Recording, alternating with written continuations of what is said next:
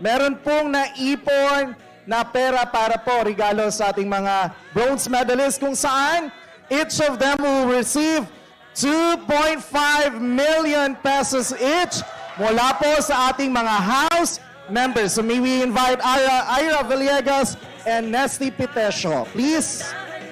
And of course, our all house members in attendance for a one big group photo.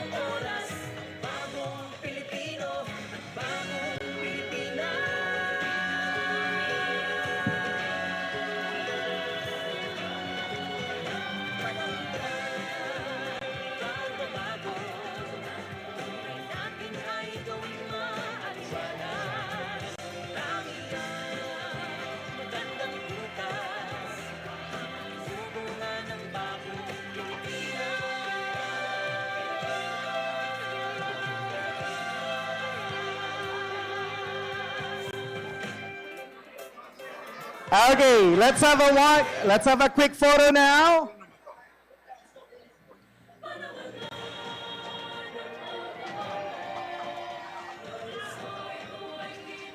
Palakpakan po natin sila, mga kababayan.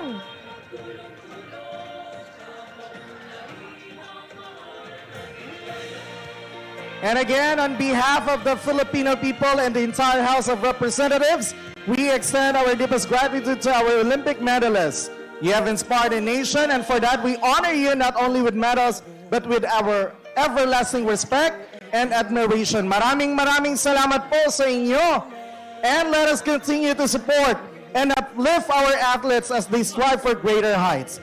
Once again, congratulations to our Olympic medalists, and mabuhay ang mga atletang Pilipino!